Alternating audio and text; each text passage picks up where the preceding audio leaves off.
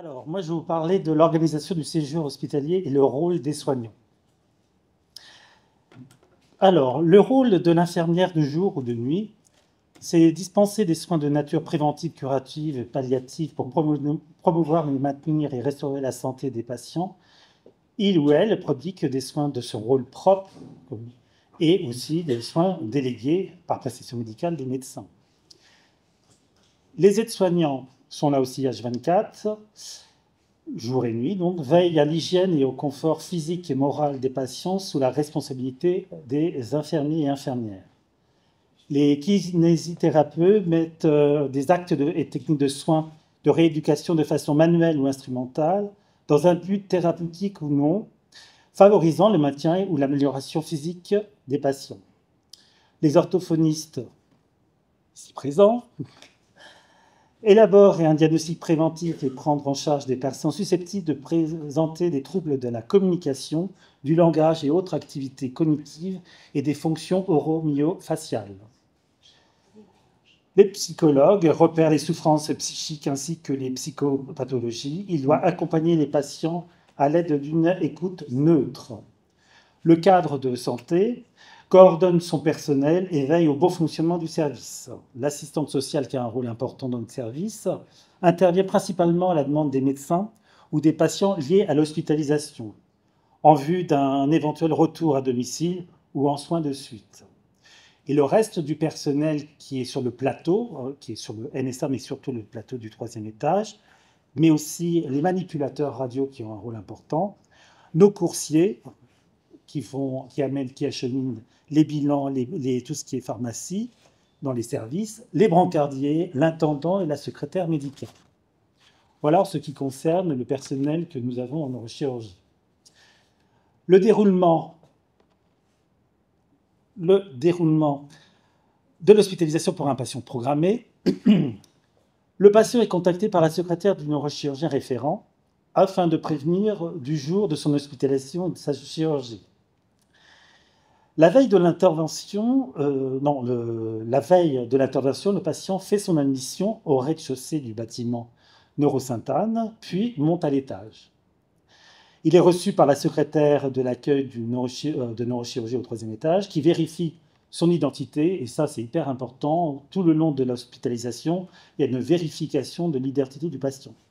Lui faire remplir le formulaire de la personne de confiance, c'est mieux quand la personne de confiance est présente, parce qu'il doit aussi signer la personne de confiance, et lui met le bracelet d'identification qui doit rester sur son poignet tout le long de l'hospitalisation.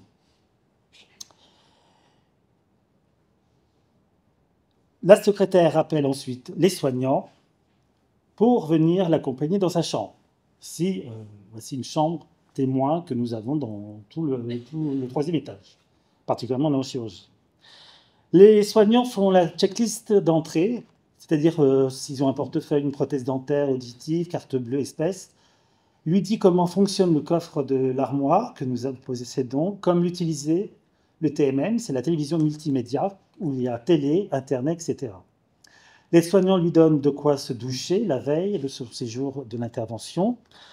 C'est souvent de savon neutre ou de la bétadine scrub, qui est un antiseptique. Selon, bien entendu, la prescription médicale, gants de jetables, serviettes de toilette fournies par l'hôpital. L'infirmière fait avec le patient le recueil de données, c'est-à-dire les problèmes de santé, le poids, la taille, qui est en lien avec les traitements, bien sûr, les allergies éventuelles, le régime alimentaire. Elle prend les constantes du patient, pression artérielle, pulsation, température. L'infirmière lui précise l'heure de son intervention chirurgicale et lui demande de rester à jeun à partir de minuit, bien sûr, selon la prescription et selon l'ordre de passage, car il peut y avoir aussi des patients qui passent en début d'après-midi. Donc là, ils ne seront pas à jeun à minuit, mais en début de matinée, après le petit déjeuner. C'est souvent à ce moment-là que les échanges se font, et les questionnements avec le patient ou son entourage, comme les horaires de visite, s'il y a des enfants qui peuvent venir, est-ce qu'un accompagnant peut dormir dans la chambre, comment sécuriser les affaires, y a-t-il une cafétéria, etc. L'interne ensuite a un rôle aussi, il vient par la suite examiner et interroger le patient afin de lui demander son traitement habituel et faire signer le consentement d'opérer. C'est une obligation.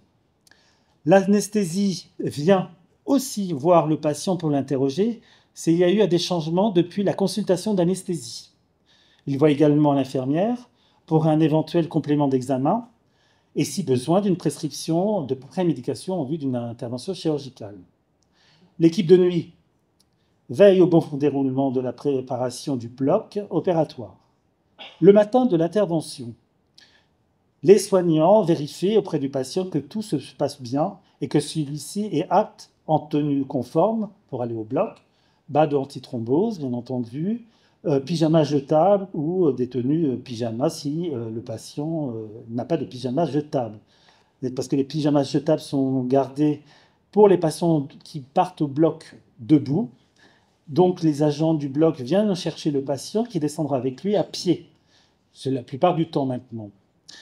Après l'intervention chirurgicale, le patient reste au minimum en salle de réveil appelée salle de surveillance post-interventionnelle avec la visite de son chirurgien, puis remonte dans sa chambre avec la validation de l'anesthésiste, avec une prise en charge de l'équipe soignante au 3e étage.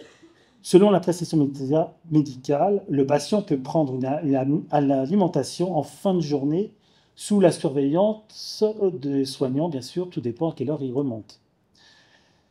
Le lendemain, les kinés font un premier lever, selon prescription médicale toujours, et l'infirmière retire les perfusions. Souvent, c'est comme ça que ça se passe.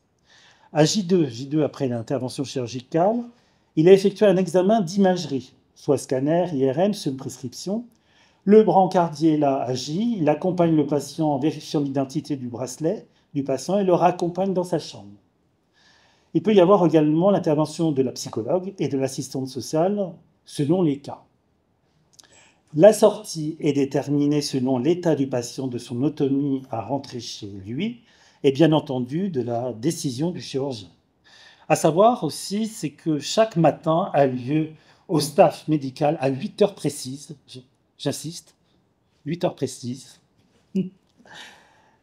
qui passe en revue tous les patients du service ainsi qu'une visite d'un senior avec interne, externe et l'infirmière en question dans chaque chambre. Voilà comment se déroule une hospitalisation prévue. Merci.